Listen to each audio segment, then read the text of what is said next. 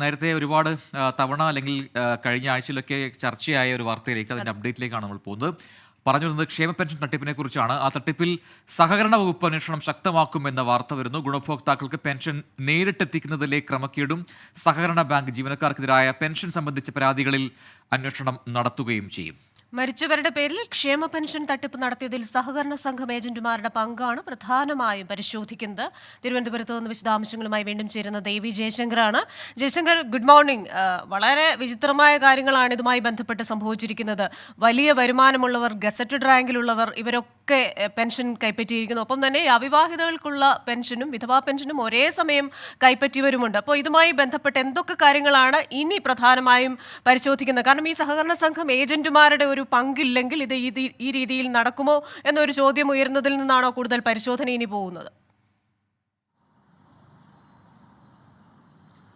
Prajin Christina, ഈ ക്ഷേമ fund തട്ടിപ്പുമായി ബന്ധപ്പെട്ട വലിയ പരിശോധനകളാണ് സർക്കാർ നടത്തുന്നത്. എന്തായാലും സഹകരണ വകുപ്പ് ഇതുമായി ബന്ധപ്പെട്ട പരിശോധനകൾ ഇതിനോടകം തന്നെ തുടങ്ങിയിട്ടുണ്ട്. ഈ ഗുണഭോക്താക്കളുടെ പേരിൽ ഏതെങ്കിലും തരത്തിൽ ഏജന്റുമാരുൾപ്പെടെ തട്ടിപ്പ് നടത്തിയെന്നാണ് നിലവിൽ പരിശോധിക്കുന്നത്. ഒപ്പം തന്നെ ഈ മരണപ്പെട്ട ആളുകളുടെ പേരിൽ പണമിടപാടുമായി ബന്ധപ്പെട്ട വിഷയങ്ങളും നിലവിൽ പരിശോധിക്കുന്നുണ്ട്. സംസ്ഥാന വ്യാപകമായി ഇത്തരത്തിൽ ഒരുപാട് ക്രമക്കേടുകൾ നടന്നുവെന്നാണ് പ്രാഥമികമായി ഇപ്പോൾ സഹകരണ വകുപ്പിൻ്റെ നിഗമനം. കഴിഞ്ഞ ദിവസം ഈ വർക്കല സർവീസ് സഹകരണ ഭാഗവുമായി ബന്ധപ്പെട്ട വിജിലൻസ് മൊഴി രേഖപ്പെടുത്തൽ ഉൾപ്പെടെയുള്ള പരിശോധനകൾ നടത്തിയിരുന്നു.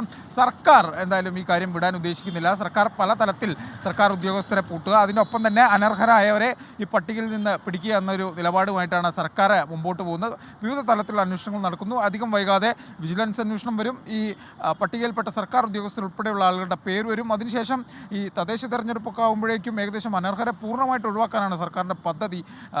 പ്രതിപക്ഷം ഈ വിഷയമായിട്ട് ബന്ധപ്പെട്ട് കഴിഞ്ഞ ദിവസം വേറൊരു ആവശ്യമായിട്ട് രംഗത്ത് വന്നിട്ടുണ്ട്. അതായത് ഈ ക്ഷേമ പട്ടികയിൽ പെൻഷൻ വാങ്ങിച്ച സർക്കാർ ഉദ്യോഗസ്ഥരുടെ പേര് വിവരങ്ങൾ സർക്കാർ പുറത്തുവിടണമെന്നാണ് പ്രതിപക്ഷ നേതാവ് ആവശ്യപ്പെട്ടത്. എന്തായാലും ഇക്കാര്യത്തിൽ സർക്കാർ എന്ത് തീരുമാനമെടുക്കുമെന്നറിയില്ല. ഇപ്പോൾ നിലവിൽ ഇതുമായി ബന്ധപ്പെട്ട പരിശോധനകൾ നടക്കുകയാണ്.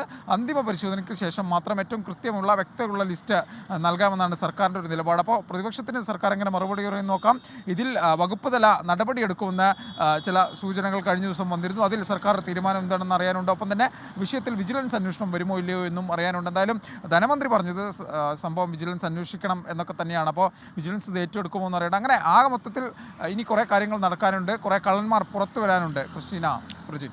എന്തായാലും സർക്കാർ വൃത്തങ്ങളിൽ നമുക്ക് ലഭിക്കുന്ന വിവരങ്ങളനുസരിച്ച്, സൂചനകളനുസരിച്ച് എന്തായാലും ഇതിലൊരു അന്വേഷണം ഉണ്ടാകും എന്ന് തന്നെയാണ്. വിജിലൻസ് അന്വേഷണം അത് നടക്കും. മാത്രവുമല്ല, ഈ പേരുവിവരങ്ങൾ അത് കൃത്യമായി പുറത്തു വരണമെന്ന ആവശ്യം ഇന്നലെ മന്ത്രി അടക്കം അത് വന്നിട്ടുണ്ട്. അപ്പോൾ അതിലൊരു തീരുമാനങ്ങളൊക്കെ വരും ദിവസങ്ങളിൽ ഉണ്ടാകും. ഏതാണ്ട് 10,000-നടക്കം ആള്, അത്രയും എന്ന് പറയുമ്പോൾ ഒരു വലിയ കണക്കാണ്. ഈ പട്ടികയിൽ അനർഹമായി ഉൾപ്പെട്ടിട്ടുണ്ട്. അവരാണ് ഇത്രയും നാൾ ഈ പണം തട്ടിക്കൊണ്ടിരുന്നത് എന്നുള്ളതാണ്. അപ്പോൾ സ്വാഭാവികമായിട്ടും വകുപ്പ് തലത്തിൽ അന്വേഷണം വേണം. പിന്നെ മറ്റ് വകുപ്പുകൾ ചുമത്താനുണ്ടെങ്കിൽ അതൊക്കെ ചുമത്തി അവർക്കെതിരെ നടപടി ഉണ്ടാകും എന്ന രീതിയിലുള്ള പ്രതികരണങ്ങൾ സർക്കാരിന്റെ ഭാഗത്തുനിന്നും ഉണ്ടാകുന്നുണ്ട്. നമ്മുടെ സീന മുഹമ്മദ് ചോദിക്കുന്നു, അവിവാഹിത പെൻഷൻ, വിധവാ പെൻഷൻ ഇത് രണ്ടും ഒരേ സമയം വാങ്ങിയ ആളുണ്ടോ ചോദിക്കുന്നു. ആളുണ്ട്.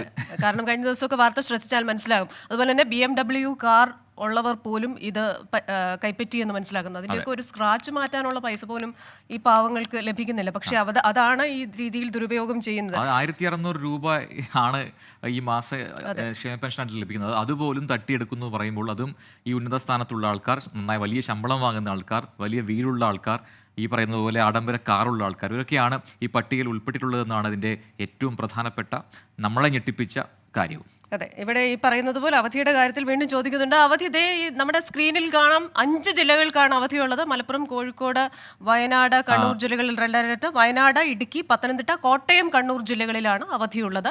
അപ്പോൾ അത് കൃത്യമായി നോക്കുക. മലപ്പുറത്ത് എന്തുകൊണ്ട് അവധിയില്ല എന്ന് ചോദിക്കുന്നുണ്ട്. എന്തുകൊണ്ട് അവധിയില്ല? റെഡ് അലർട്ടാണ്, അതുകൊണ്ടായിരിക്കും ചോദ്യം. പക്ഷേ ആ ചോദ്യത്തിന് ഉത്തരം പറയാൻ നമുക്ക് സാധിക്കില്ല. അത് കൃത്യമായിട്ട് അവിടുത്തെ ജില്ലാ ഭരണകൂടമാണ് തീരുമാനിക്കുന്നത്. ഈ പ്രാദേശിക അവധിയും കാര്യങ്ങളൊക്കെ അതിൽ കൃത്യമായി മാനദണ്ഡങ്ങളുണ്ട്. അത് പാലിച്ചുകൊണ്ടായിരിക്കും അവധി പ്രഖ്യാപനമൊക്കെ ഉണ്ടാവുക.